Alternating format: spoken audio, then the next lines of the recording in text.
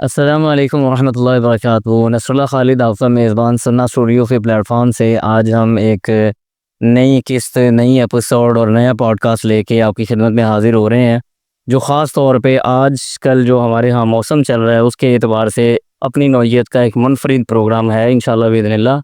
और इस प्रोग्राम में गुफ्तगू करने के लिए आज जो हमारे साथ मेज़बान शख्सियत मौजूद हैं, वो हैं हमारे भाई मोहतरम जनाब साकिब अबीर मलिक साहब, जो कि सीईओ हैं अशरफ हज एंड उम्रा सर्विसेज़ के, और इसी तरह से बाय प्रोफेशन एक इनकम टैक्स लॉयर हैं और बहुत बड़ी माशाल्लाह पाकिस्तान के अंदर एक फ़र्म चला रहे हैं। तो सबसे पहले भाई को वेलकम कहते हैं। जी अस्सलाम वालेकुम वरहमतुल्लाह। सगवे कैसे हैं आप, खैरियत से हैं? वालेकुम अस्सलाम वरहमतुल्लाह। अल्हम्दुलिल्लाह नस्ला भाई, आप सुनाएं। अल्लाह का शुक्र अल्हम्दुलिल्लाह, सगवे से ठीक है आपकी माशाल्लाह, काम साम प्रॉब्लम सारे ठीक चल रहे हैं? अल्लाह का शुक्र। लेना अल्हम्दुलिल्लाह।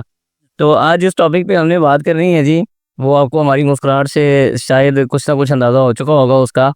वो हमारे यहाँ आज जो टॉपिक है वो है हज के हवाले से हुज्जाज कराम जो तैयारी करेंगे उसके लिए हिदायत क्या-क्या होनी चाहिए, वो कौन सी चीज़ें साथ रखेंगे, क्या-क्या मामलात हो सकते हैं इंशाअल्लाह।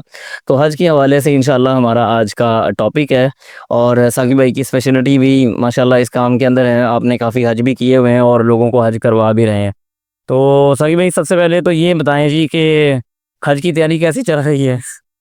मसला भाई, हमारी तरफ से तो हज की तैयारी अल्हम्दुलिल्लाह मुकम्मल है। जी माशाअल्लाह। बाकी मामलात का आपको अंदाज़ा है। सही है जी, इंशाअल्लाह हम अपने इस प्रोग्राम के आखिर में जाके गुफ्तगू करेंगे इस हवाले से कि जो मसाइल हैं वो क्या हैं, उसकी क्या नौइयत है, किस तरह से उनको माशाअल्लाह टेकअप कर रही है गवर्नमेंट वगैरह। तो इंशाअल्लाह तो साकिब भाई सबसे पहले मेरा आपसे ये सवाल ये है कि आप क्या समझते हैं एज़ ए हाजी भी और एज़ ए टूर ऑपरेटर भी, कि एक हाजी को हज करने से, हज पे जाने इस सफ़र करने से पहले किन चीज़ों के बारे में मालूमात हासिल करना बड़ा ज़रूरी है, कौन सी चीज़ें उसको साथ रखना ज़रूरी हैं? देखिए मसला भाई, इसमें सबसे पहले तो ज़ाहिर है आपको जिस्मानी तौर पर फिट होना चाहिए। जी, जी। हज एक मुशक्क़त वाला सफ़र है। पहले आप इस पे, जब आपने इसका इरादा कर लिया है, तो कोशिश करें कि इसके अकॉर्डिंगली अपने जिस्म को थोड़ा-सा एक्सरसाइज़ करें। जिस तरह सब लोग इसमें एक बड़ी अच्छी सजेशन देते हैं डॉक्टर हज़रात, कि आप पत्थर के ऊपर पैदल उसमें नंगे पाँव चलें, इसके ऊपर ज़्यादा से ज़्यादा वॉक करें। तो थोड़ा गर्मी बर्दाश्त करने की आदत डालें, क्योंकि कई लोगों को गर्मी बर्दाश्त करने की आदत नहीं होती, चाहे 5 स्टार हमारा हज हो, लेकिन बहरहाल कहीं न कहीं गर्मी का भी सामना करना पड़ जाता है, मुशक्क़त हो ही जाती है। जी, जी। उसके अलावा कोशिश करें कि अपनी सबसे ज़्यादा जो इसमें तवज्जो देने की ज़रूरत है, सेहत की तरफ तवज्जो देने की ज़रूरत है, कि सफ़र के से पहले और सफ़र के बाद भी, सफ़र के दौरान भी आपकी सेहत अच्छी होनी चाहिए, ताकि अच्छे तरीके से आप हज करें। और बाकी ज़ाहिर है कि इसमें आप चीज़ें कौन-कौन सी साकिब भाई साथ रखेंगे जो ज़रूरी होती हैं? यानी हमारे यहाँ आम तौर पे ये होता है कि लोग बहुत ज़्यादा सामान रखते हैं, इस हवाले से आप कुछ बताएँ कि मतलब देखें, जो ऐसे ज़रूरत की जो चीज़ें होती हैं, वो तो हम, क्योंकि अपने हाजियों को ज़्यादा जो ज़रूरी चीज़ें होती हैं हम खुद गिफ्ट करते हाँ, हैं। वो तो हम कर देते हैं बिल्कुल ऐसे ही जी। अब अव्वल तो आप लोग अगर पहले उसका वेट करें, तो हम कोशिश तो हम पूरी करते हैं कि हम कोई कमी ना छोड़ें। जी। लेकिन ज़ाहिर है उसके बाद मेरा ख़्याल है आप लोगों को सिर्फ़ कपड़े और जूतियाँ ही रखने हैं साथ। हाँ जी, यानी गैर ज़रूरी सामान। गैर ज़रूरी सामान, फिर वहाँ आप सऊदी अरबिया में अब हर चीज़ मिल भी जाती है, किसी चीज़ की आपको ज़रूरत हो, कोई मेडिसिन है, मेडिसिन के हवाले से ज़ाहिर है कि आप अपना वो साथ प्रिस्क्रिप्शन, और उसको प्रॉपर हाजी कैंप से जाके पैक करवाएँ, प्रिस्क्रिप्शन ले जाके उसको सील करवाएँ और वो साथ लेके जाएँ। लेकिन उसके अलावा भी वहाँ पर जो है मेडिसिन भी अब आपको पता है अवेलेबल होती है। कुछ हैं जैसे एंटीबायोटिक्स वगैरह हैं, वो वहाँ ईज़िली अवेलेबल नहीं होती। जी, जी। डॉक्टर की प्रिस्क्रिप्शन के बगैर नहीं होती अवेलेबल, तो उसका एहतमाम ज़रूर करें, उसकी अच्छी क्वांटिटी साथ लेकर जाएँ, ताकि वहाँ जाकर भी आपको परेशानी का सामना यानी साकिब भाई आपके कहने का मतलब ये है कि हम दवाइयाँ हाजी कैंप से पैक होती हैं बाकायदा होती उधर? हैं बाकायदा। जब आप वैक्सीनेशन करवाने जाएँगे, तो आप अपनी मेडिसिन और अपना डॉक्टर का प्रिस्क्रिप्शन साथ लेके जाएँगे, तो वो आपको वहीं पर उनकी एक ख़ास मख़सूस पैकिंग होती है, उसके अंदर पैक करके सील करके आपको देंगे। सही, सही, सही, ठीक हो गया। तो इंसुलिन वगैरह वहाँ पे हर किस्म की दस्तयाब होती है, आपको पता है आजकल तो हर चौथा बंदा डायबिटिक दस्तयाब का। होती है, लेकिन उसमें भी फिर ज़ाहिर है कि इंसुलिन भी कई लोगों को डिफरेंट सूट करती हैं। तो जो आपकी इंसुलिन है वो यहाँ से आप लेकर जाएँ। अगर खुदा ना ख़ास्ता वहाँ ख़त्म हो जाए तो मिल जाती हैं डिफरेंट। हर तरह की मिल जाती है। हाँ जी, बिल्कुल हर ब्रांड की, लेकिन वो उसमें आप जो आपको सूट कर रही है वो यहाँ से लेकर जाएँ। सही, क्वांटिटी। सही, सही, सही।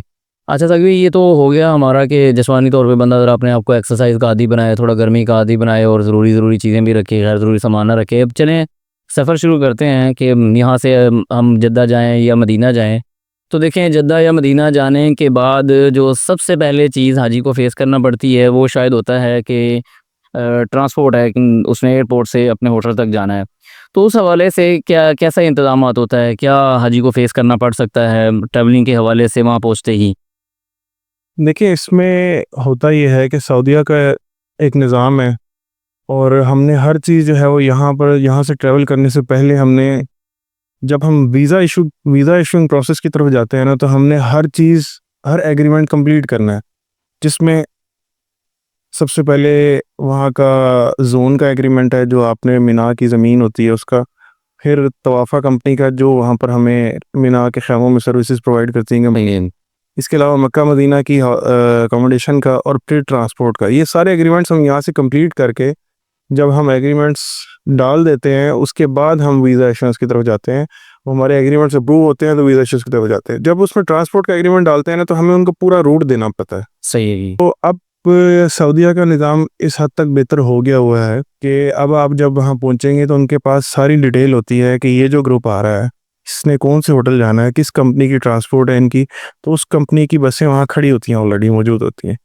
तो जस्ट हमें सिर्फ इतना ही टाइम लगता है कि हमने हाजियों को इकट्ठा करके और सऊदीया के जो वहाँ पर जो इंतज़ामिया खड़ी होती है, उनका एक प्रोसीजर होता है, वो कंप्लीट करके उसके बाद हमने हाजियों को बस में बिठा देना होता है। और वो प्रोसीजर आपको पता है क्या, उन्होंने पासपोर्ट वगैरह लेने होते हैं जी जी। और वेरीफाई करना होता है सामान उसी होटल में जा रही है बस, क्योंकि वहाँ पर एक ही ट्रांसपोर्ट कंपनियों की बसें जो है ना, वो कई मुख्तलिफ होटलों में जा रही होती हैं। सही थी, उन्होंने चेक करना होता है कि ये कौन से होटल की बस है।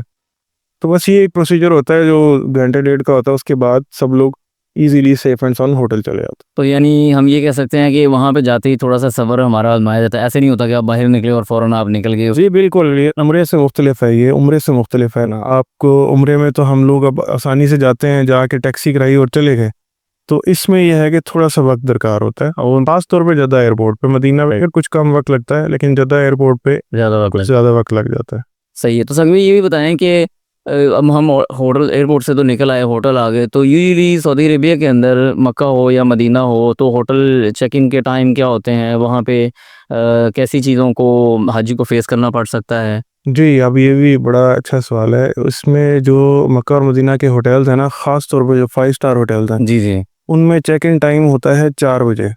सही है जी, मदीना में भी और मक्का में भी। जी बिल्कुल। जी। अच्छा, उसमें समटाइम्स ऐसे होता है हमारी फ़्लाइट टाइम वो जल्दी पहुंच गई, और जब हम होटल पहुंचते हैं तो अभी चेक इन के अंदर काफ़ी टाइम होता है।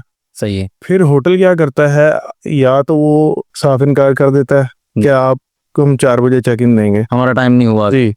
या वो कहता है कि हमारे पास इतने रूम्स अवेलेबल हैं, अभी आप उनका चेक इन ले लें, बाकियों को वेट करवाएं। तो फिर हम कोशिश ये करते हैं कि जो ख़वातीन वाले ग्रुप फैमिलीज़ हैं, तो उनको अकोमोडेट कर दें, या बुज़ुर्ग हैं उनको जल्दी चेक इन करवा दें। सही। या फिर वो कोई की किस्मत अच्छी हो तो फिर वो कंप्लीट चेक इन हमें टाइमली दे देते हैं, तो फिर उसमें हम सबको उसमें थोड़ा सा जो इंतज़ार वहाँ जाके करना पड़ता है, उसकी मेन रीज़न यही है, ये चेक इन का टाइम 4 बजे होता है। सही। तो यानी इसमें भी फिर सब्र शुरू हो गया है कि अगर वो चेक इन नहीं मिलता तो आप इतना लंबा ट्रैवल करके गए हैं, तो आपको जाके वहाँ पे थोड़ा रुकना पड़ेगा। हज आपके सब्र का इम्तिहान है जी, अगर आपको कहीं कहीं थोड़ा थोड़ा इम्तिहान देना पड़ जाता है। ठीक है। सर इसके बाद जब हम मदीना, आमतौर पे मदीना से जब लोग मक्का के लिए रवाना होते हैं, तो उस प्रोसीजर को आप किस तरह से देखते हैं? यानी इसमें भी कोई कोई टाइमिंग दी होती है सऊदी गवर्नमेंट की तरफ से कि आपने इतने बजे से इतने बजे तक यहाँ से निकलना है, या कि ये आम ही है? और ये कितनी तकरीबन ट्रैवलिंग बनती है मदीना से मक्का हज के अय्याम में? देखिए, आम दिनों में तो ये ट्रैवलिंग 4 से 4 साढ़े 4 घंटे की है। बस के ऊपर? जी। जी। नहीं, प्राइवेट गाड़ी के ऊपर ना, बसेस का अब सऊदी अरेबिया में एक स्पीड रिस्ट्रिक्शन लगी है 8 किलोमीटर की। अब वो होता ये है कि क्योंकि ये ड्राइवर हजरात आए होते हैं दूसरे मुल्कों से, मिस्र वगैरह से आए होते हैं, तो इनकी तनख्वाह इतनी ज़्यादा नहीं होती, तो ये चालान से बचने के लिए, चालान बहुत हैवी है इसमें, नहीं, चालान से बचने के लिए ये 80 की बजाय 70 की स्पीड पे चलाते हैं। उससे ये होता है कि मदीना से मक्का का जो सफ़र है ना, वो तकरीबन 8 से 9 घंटे का या 10 घंटे का भी हो जाता है। सही है जी। तो अमूमन वहाँ से असर के टाइम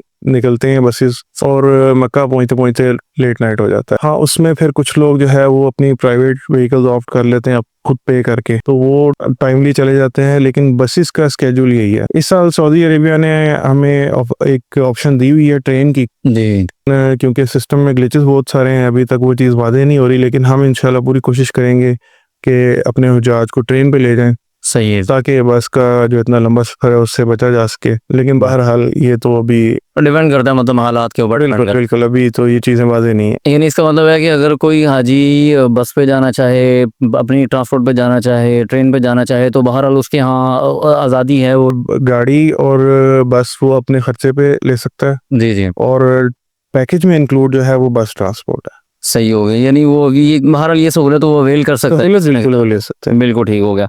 अच्छा सही, देखिए मक्का पहुंचते ही लोगों ने माशाल्लाह उम्रा वगैरह करना होता है, उसके बाद फिर अपने दीगर जो इबादत वगैरह गुजारते हैं माशाल्लाह। यहाँ से फिर निकल के आम तौर पे जो हमने भी देखा है, कर भी रहे हैं कि लोग शिफ्ट होते हैं अजीज़िया में, खालदिया में, शौकिया में, खाकिया वगैरह, यानी इन जगहों पे। तो आम तौर पे आप क्या महसूस करते हैं कि हाजी को किस तरह से अपना माइंड सेट करके जाना चाहिए, 5 स्टार से निकल के या दीगर अपने होटलों से निकल के अपनी अजीज़िया या बाकी जगहों की बिल्डिंग के हवाले से, मतलब वो क्या उसको प्रॉब्लम्स या चीज़ें वो देख सकता है जिस पे उसको पहले से ज़हन उसका बना होना चाहिए? देखिए, इसमें हमारा जो पैकेज है ना, उसमें हुज्जाज जो है वो 4 ज़िलहज को 5 स्टार होटल से अजीज़िया शिफ्ट होते हैं। सही है जी। मैं ये कहता हूँ अमूमन भी यही होता है या कि अमूमन उसमें जो लेट ग्रुप जाते हैं वो तो जाते ही सीधा अजीज़िया हैं। अच्छा अच्छा, यानी कुछ ग्रुप्स ऐसे हैं जो हज के बाद फिर उधर क्लॉक टावर वगैरह शिफ्ट होते हैं। तो मैं वैसे हुज्जाज को फिर यही कहता हूँ कि जी अब आपका हज शुरू हो गया, सही 4 ज़िलहज को जब आप 5 स्टार से अजीज़िया आते हैं, ज़ाहिर है 5 स्टार के जो लग्जरीज हैं वो अब आपको अजीज़िया में नहीं मिलेंगी। फिर एक जो बड़ी इंपॉर्टेंट बात है वो ये है कि अजीज़िया में आके आप जेंडर बेसिस पे सेपरेट हो जाते हैं, तो ज़ाहिर है फिर उसमें अब आपका जो एक वो कंफर्ट लेवल है थोड़ा सा डिस्टर्ब हो जाता है। वहाँ हाजियों को 1 आध दिन लगता है एडजस्ट होने में। सही है जी। तो इसलिए अगर वो हाजी पहले से ज़हन बना ले कि अब हम अजीज़िया जा रहे हैं और जो 5 स्टार लग्जरीज थी वो ख़त्म हो रही हैं, अब हमारा प्रॉपर हज शुरू हो गया, सही है जी। तो अच्छा है, ज़ाहिर है। और वहाँ से फिर हरम आना जाना भी आसान नहीं, तो वहाँ से आपको हरम आना है तो ट्रैफिक में फंसना है। जी जी तो इसलिए हम सजेस्ट ये भी करते हैं कि अब आ गए, अब आप हज की तैयारी करें, रेस्ट करें, आराम करें, अपने आप को किसी इंजरी से बचाएं, किसी बीमारी से बचाएं, क्योंकि अब हज नज़दीक आ गया बिल्कुल।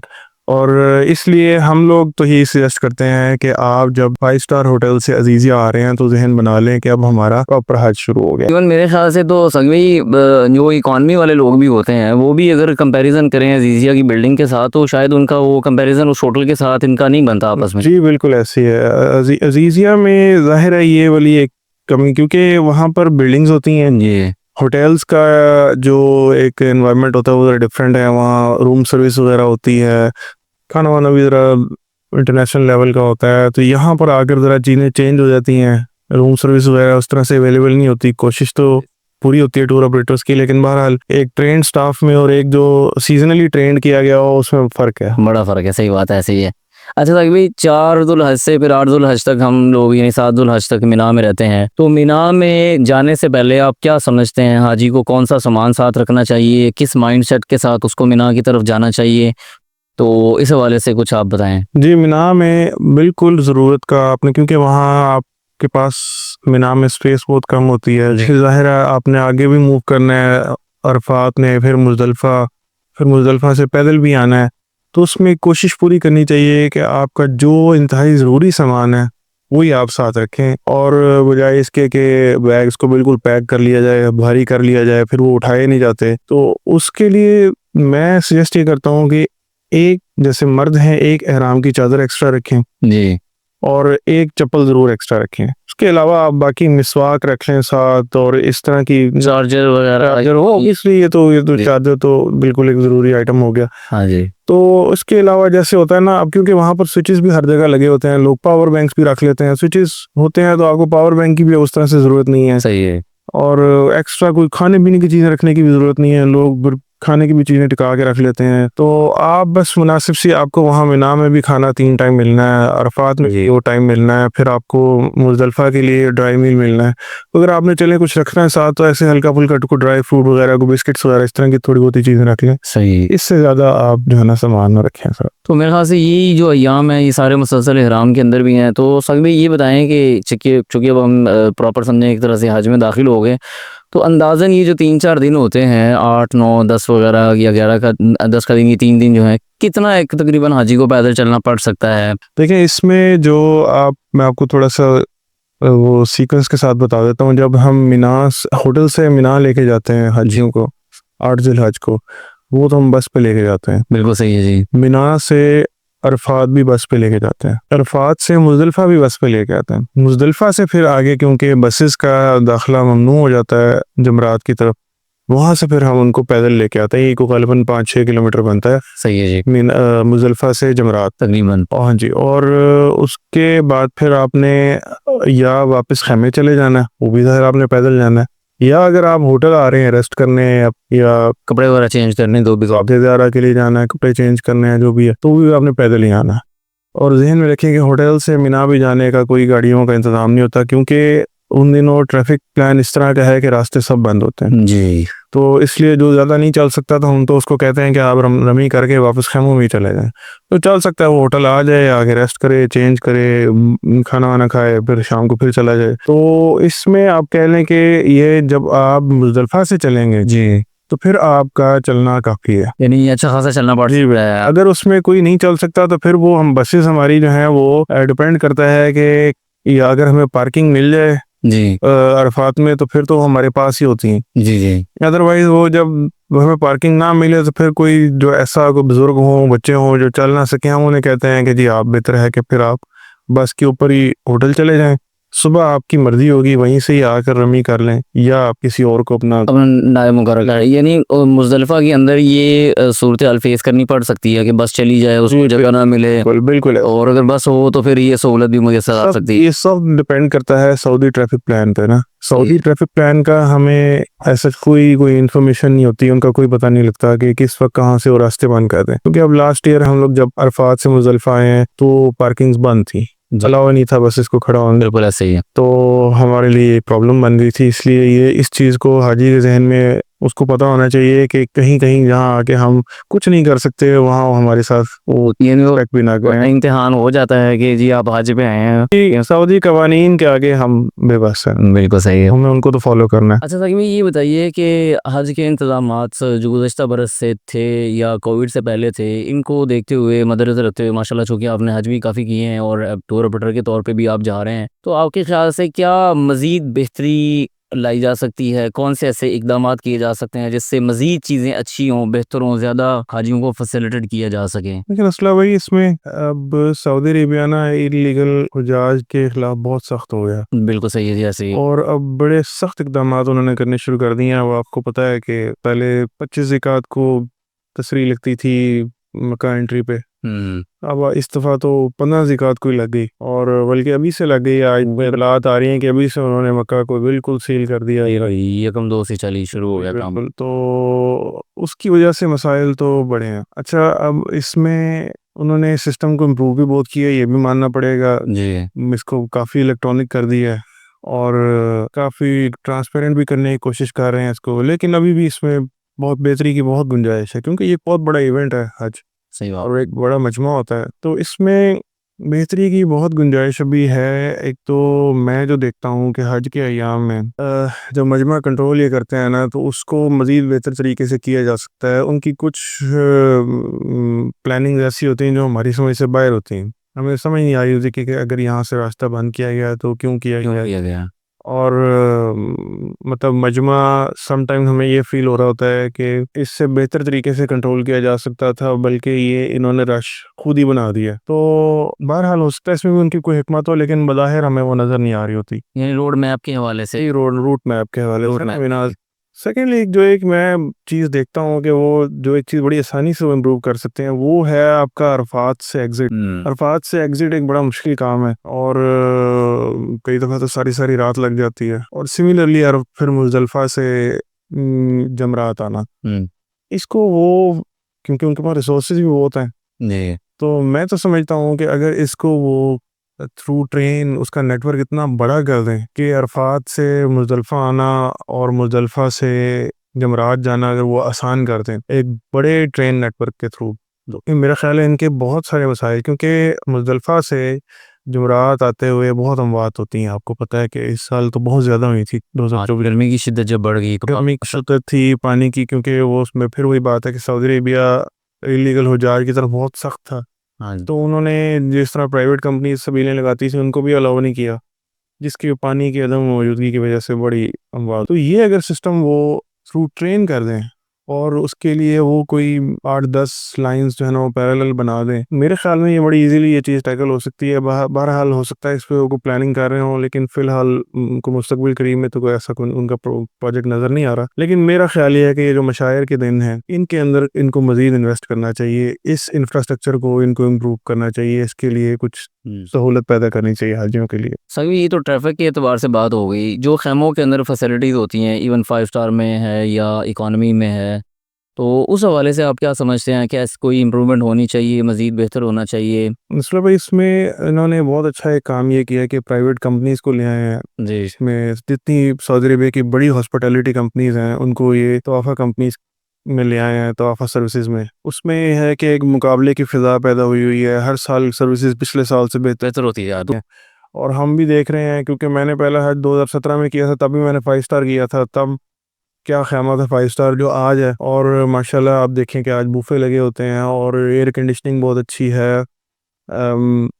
सोफ़ा कम बेड बड़े कंफर्टेबल हैं उसके मुकाबले में, और हर साल इम्प्रूव तो हो रही हैं सर्विसेज, और उम्मीद करते हैं कि अगले चंद सालों में ये तो इस काफ़ी इम्प्रूव हो जाएंगे। यानी प्राइवेटाइज़ करने की वजह से काफ़ी जी बिल्कुल, इतना अरफात में आप देखें कि इस साल 2024 में बड़ा ज़बरदस्त उनकी एयर कंडीशनिंग थी, वहाँ पर एयर कंडीशनिंग का प्रॉब्लम रहता है। इस साल वो इतनी ज़बरदस्त एयर कंडीशनिंग थी कि सर्दी लगती थी बाकायदा। बिल्कुल ऐसे ही थे। तो यहाँ तक तो उन्होंने इम्प्रूव किया, लेकिन ये जो मूवमेंट है ना, हुँ, यहाँ से वहाँ, वहाँ से वहाँ, ये इम्प्रूव होनी चाहिए। रोड्स बहुत कंजेस्टेड हैं, बसेस का एक सैलाब होता है उन दिनों में, तो इसको मेरा ख्याल है उनको अब एड्रेस करना चाहिए। इसका कोई अल्टरनेट, और वो तरक्की याफ्ता मुल्कों के लिए कोई मसला नहीं। नहीं है, सही कह रहे हैं आप। ख़ास तौर पे ये तो चलें बसों पे सफ़र करना तो अपनी जगह पे रहेगा, और पैदल जाने पे भी सामने ही होता है, बंदा कहता है वो मेरा ख़ैमा है जी, जाने नहीं देते जी, ऊपर से घूम के आओ। ये एक बड़ा कॉमन प्रॉब्लम है जो हम फेस कर रहे हैं, ख़ास तौर पे जब 5 star hotel sorry 5 star package होता है, इसमें हमारे ख़ैमे होते हैं जमरात के नज़दीक। हाँ जी, बिल्कुल ऐसे ही। अब जब हाजी 10 ज़िलहज को रमी करके होटल चला जाता है, शाम को जब वो वापस मीना दाखिल होता है तो आगे शुरते खड़े होते हैं, वो यल्ला हाजी, वो उधर से ऊपर से घूम के आओ, वो कुबरी फैसल से घूम के आओ। अब वो हाजी को सामने खैमा नजर आ रहा होता है और वो कहता है यार इधर जाना है, ये जाने दो मुझे। वो फिर आपको पता है सऊदी जब ना हो जाए तो फिर होने नहीं है। हाँ जी। तो वो फिर हाजियों को ठीक ठाक ऊपर से चल के पैदल आना पड़ता है, तो फिर उनको गुस्सा भी आता है कि यार हमारे सामने खैमा था तो मैं जाने नहीं दिया। तो ये वो मसाइल हैं जिसमें हमारा कोई ज़ोर नहीं। तो उसमें हाजी मेरे ख़्याल से बाज़ औक़ात ये भी कह देता है कि ये खुद रास्ता भूल गया, इसको भी नहीं पता जो गाइडर सा। सर बिल्कुल एग्जैक्टली। तो इस तरह के हमें सुनने को मिले हैं कमेंट, दीजिए जी इन्होंने आप नहीं पता, इन्होंने सानू की लेके जाना होते। तो लेकिन भाई इसमें हमारा कोई ज़ोर नहीं है, हमें तो कैमरा नज़र आ रहा था सामने, लेकिन अब वो उनका फिर अगेन वही बात है कि जिसको मैं बार बार कर रहा हूँ कि इनका कोई पता नहीं चलता। 10 मिनट पहले कोई वहाँ से गुजरा होगा, उसके लिए रास्ता खुला होगा, वो चला गया होगा। 10 मिनट बाद कोई आया, बल्कि 10 मिनट भी मैं ज़्यादा कह रहा हूँ, तो कोई आया तो उसके लिए बंद हो गया रास्ता। तो इसमें हमारा कोई ज़ोर नहीं, जी, जी, ये मतलब ये चीज़ें फ़ेस करनी पड़ से फेस करनी पड़ सकती हैं आप। और मेरा ख्याल है कि अगर आप हज करने गए हैं तो फिर मुशक्क़त कहीं ना कहीं थोड़ी बहुत ही हो भी जाए, वो सिर्फ चलने की सूरत में हो तो मेरे ख्याल इतना तो बर्दाश्त कर लेना है। इंशाल्लाह, ज़रूर इंशाल्लाह। अच्छा साहब, ये अभी आखिरी सवाल की तरफ आते हैं। हमारी ऑडियंस यकीनी तौर पे इस सवाल को सुनेगी भी सही, और इसके बारे में मालूमात के लिए भी वो सोच रही होगी। वो सवाल ये है कि इस साल जो प्राइवेट हज ऑर्गेनाइजेशन के मसाइल बने हैं, और 67,000 गालबन हमने हमारी मालूमात के मुताबिक वो हाजी हैं जिनका हज अभी तक मशकूक चल रहा है। इस हवाले से आप की मालूमात क्या कहती है? इसमें कि कोई बेहतरी की तरफ जा रहे हैं इंशाल्लाह बिइज़्निल्लाह, क्या मामलात हैं? जी नस्ला भाई, ये वाकई एक बड़ी परेशान कुन सिचुएशन है, और जाहिर है कि ज़्यादातर टूर ऑपरेटर्स परेशान हैं इस वक्त। सऊदी अरेबिया से कोई अभी अब से कुछ दिन पहले तक कोई क्रेडिबल इंफॉर्मेशन नहीं आ रही थी कि क्या चल रहा है। जी, जी। तो ज़ाहिर है उस वक्त सब अंदाज़े ही लगा रहे थे। और इसको थोड़ा सा समझने की ज़रूरत है कि इसमें इल्ज़ाम लगाया जा रहा है। अब तो मुख्तलिफ मीडिया चैनल्स पे भी अजीब-अजीब बातें आनी शुरू हो गई हैं कि गलत अकाउंट में पैसे चले गए, या ऐसा कुछ नहीं है। इसमें हम लोग जब पिछले हज से आए हैं तो सऊदी अरेबिया ने उसी वक्त अपनी एक हज पॉलिसी दे दी थी। सही है जी। अब हम क्योंकि इस प्राइवेट टूर ऑपरेटर हैं, इसलिए हमें अपनी ज़ुबान जो है वो कंट्रोल में रखनी पड़ती है। उसमें हमें एक डेडलाइन दी गई कि जी इस डेट तक आप सबसे पहले ज़ोन की पेमेंट करें, जो मिना के प्लॉट्स की पेमेंट करें। सही है जी। वो मैक्सिमम आपके पाकिस्तान के टूर ऑपरेटर्स ने वो पेमेंट्स की, हमने भी की, हमारे पास उसका एविडेंस है। वो अक्टूबर में हमें वो पेमेंट्स करनी थी, वो हमने कर दी। उसके बाद फिर इस दौरान एक बड़ा अनफॉर्चुनेट इंसिडेंट भी हुआ। उसकी हम फिर वही बात है कि हमारे ऊपर क्योंकि एक मॉनिटरिंग है मिनिस्ट्री की, तो हमें अपना रिजर्व रखना पड़ता है। जी जी जी। लेकिन ये है कि उस दौरान फिर कुछ ऐसा एक इंसिडेंट भी हुआ कि मिना के जोन्स जो है वो सरकारी हाजियों के लिए प्राइवेट स्कीम के पैसे से खरीद ली गई। बहरहाल हमें फिर कहा गया दोबारा पैसे भेजें, हमने दोबारा पैसे भेज दिए। और फिर उसमें मिनिस्ट्री ने हमें जब जब सरकारी स्कीम के हुज्जाज की बुकिंग होती रही तो हमें बुकिंग करना अलाउ नहीं था, बल्कि अलाउ तो कह लें बड़ी सख्ती थी हमारे ऊपर कि अगर किसी हाजी ने किसी को कोई गलती से कोई रजिस्ट्रेशन के लिए कॉल भी कर ली ना, तो वो मिनिस्ट्री का शो का नोटिस आ जाता था कि जी आपने ये क्यों किया, आपकी कंपनी ब्लैक लिस्ट कर दी जाएगी। तो हम लोग 2.5 महीने जी। मिनिस्ट्री की बुकिंग चलती रही सरकारी हाजियों की, और हम बैठ के देखते रहे कि हमें कब इजाज़त मिलेगी। 2.5 महीने बाद जब हमें अलाउ किया गया तो बहुत शॉर्ट टाइम पीछे रह गया था। एक जो डेडलाइन दी गई थी कि आपने एग्रीमेंट्स कंप्लीट करने हैं, जी। और ऊपर से एक रिस्ट्रिक्शन लगा दी गई कि प्राइवेट सेक्टर $3 लाख से ज़्यादा पर डे पैसे नहीं भेज सकता। 3 लाख रियाल या डॉलर? $3 लाख। अच्छा, 3 लाख डॉलर। जी। अब 900 कंपनीज हैं, उनके लिए $3 लाख तो कुछ भी नहीं है। और जाहिर है हमें अगर एग्रीमेंट्स करना है तो हमें तो वहाँ बिलियंस ऑफ रुपीस चाहिए, बिलियंस ऑफ रियाल्स चाहिए। तो जितना हम भेज सकते थे भेजते रहे। एक डेडलाइन और गुजर गई इसमें, ज़ाहिर है एग्रीमेंट्स कंप्लीट नहीं हो सके। उसमें भी प्राइवेट टूर ऑपरेटर्स का कोई कसूर नहीं, क्योंकि उसमें 3 दफ़ा हमारी एसोसिएशन जो होप है उसने मिनिस्ट्री को लेटर लिखा, इवन एक दफ़ा डायरेक्ट स्टेट बैंक को भी लिख दिया कि इसको रिव्यू करें, हमें ये रिस्ट्रिक्शन हटाएं, हमने पैसा भेजना है वहाँ। सही है जी। तो बहरहाल लेकिन उसमें हमारी नहीं सुनी गई। और फिर उसके बाद फिर एक बहरान शुरू हुआ। और वो बहरान क्या था कि 77,000 हुज्जाज सिस्टम से बाहर है। सही है। उसमें ज़िम्मेदार ठहराया गया। मैं उनके लिए जो साहिब इक़्तिदार हैं बहुत आसान है हमारे ऊपर डालना कि जी इन्होंने पैसे नहीं भेजे, तो इस वजह से ये बहरान खड़ा हो गया। तो हम लोग एक वक्त तक किसी मसलिहत के तहत खामोश रहे कि हमारा मसला हल होना चाहिए, हाजी जाने चाहिए, बस जैसे कैसे मिनिस्ट्री के साथ बातचीत की, रिक्वेस्टें की जो हम कर सकते थे। खादिमुल हरमैन शरीफैन को दरख्वास्तें दी, उनसे सऊदी मिनिस्ट्री को हमने रिक्वेस्टें दी, बस जो मिन्नत तरले कर सकते थे हमने किए हमारी एसोसिएशन ने। और इसमें मौलाना ताहिर अशरफी साहब का बड़ा रोल है, उन्होंने ये हमारे सबसे ज़्यादा तो उन्होंने हमें रिप्रेजेंट किया हर जगह। जी। और शायद उन्होंने ही फिर प्राइम मिनिस्टर साहब को बावर करवाया कि इसमें कसूर टूर ऑपरेटर्स का सारा नहीं है, आपके लोगों का ज़्यादा है। तो ये बहरान बढ़ता बढ़ता अब सिचुएशन ये बन गई कि मिनिस्ट्री के कुछ लोगों ने, जो साहिब इक़्तिदार थे, उन्होंने इनकार कर दिया कि अब हम कुछ नहीं कर सकते। लेकिन मैं अगेन फिर शुक्रिया अदा करूँगा मौलाना ताहिर अशरफी साहब का, हमारी होप के एक्स चेयरमैन हैं, होप पंजाब के एक्स चेयरमैन इम्तियाज़ चौधरी साहब, उसका बड़ा रोल है। वो कितने दिनों से मक्का में है, अब भी मेरी आज उनसे बात हुई है तो वो कह रहे हैं मैं कल दोबारा मक्का जा रहा हूँ। और उन्होंने अपने तौर पे जो वो कर सकते थे उन्होंने वहाँ एफर्ट्स किए हैं। फिर यहाँ हमारी एसोसिएशन के लोगों ने अल्हम्दुलिल्लाह प्राइम मिनिस्टर साहब से मीटिंग की। ये कुछ 4 दिन पहले की बात है। प्राइम मिनिस्टर साहब ने इसको टेकअप किया। हम लोग उनके भी इस वक्त बड़े मशहूर हैं। उन्होंने इस माहौल में जब इंडिया के साथ हमारे जंग का माहौल बना हुआ है, उन्होंने वक्त दिया और इन्होंने इसको सीरियस लिया। सुना है कि बड़ी मियाँ साहब ने, मियाँ नवाज शरीफ साहब ने भी इसमें काफ़ी सपोर्ट किया है। ये तो अभी इस मसले को प्रॉपर टेकअप कर लिया गया है और हम इंशाल्लाह उम्मीद कर रहे हैं कि ये जल्द अज जल्द सॉर्ट आउट हो जाएगा। और इसमें एक और इम्पॉर्टेंट बात ये है कि अब वहाँ से कुछ इन्फॉर्मेशन, बल्कि ये बड़ी अहम बात है, क्रेडिबल इन्फॉर्मेशन है जो क्योंकि जो पहले मैंने आपको एक बात की थी कि हमें सऊदी अरबिया से कोई इत्तला नहीं आ रही थी कि हमारे साथ क्या, हमारे साथ मामला क्या चल रहे हैं, सही बात तो है। अब हमें ये पता लगा है कि उनका जो सिस्टम है सऊदी मिसार सिस्टम, नुसुक।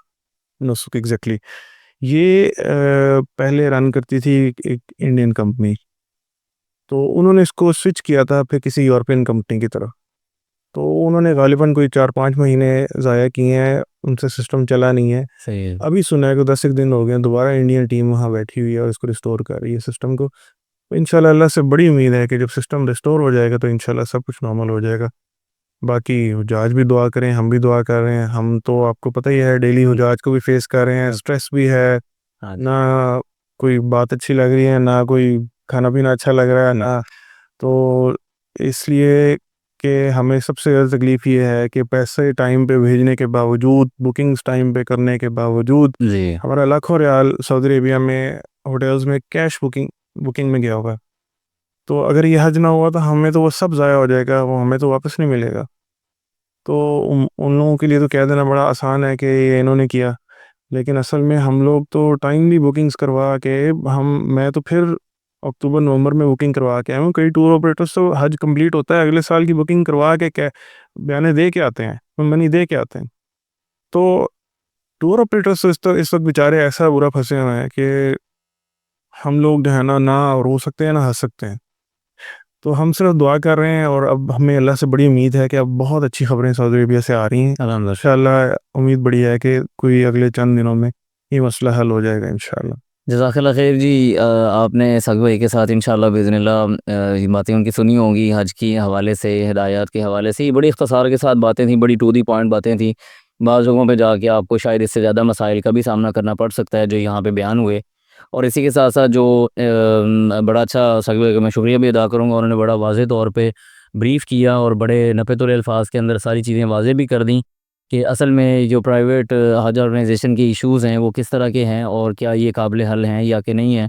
तो अल्हम्दुलिल्लाह आप भी दुआ करें जो भी इसको सुन रहे हैं, और हम लोग भी दुआ गो हैं कि अल्लाह सुब्हानहू व तआला इस मसले से, इस परेशानी से जल्द अज़ जल्द लोगों को निकाले और सारे के सारे लोग अल्लाह सुब्हानहू व तआला के घर की ज़ियारत करने जाएँ जिन्होंने इस साल हज बैतुल्लाह का इरादा किया हुआ है। तो इन्हीं अल्फाज के साथ मुझे इजाज़त दें। जज़ाकुमुल्लाहु खैरन। अस्सलामु अलैकुम व रहमतुल्लाहि व बरकातुहू।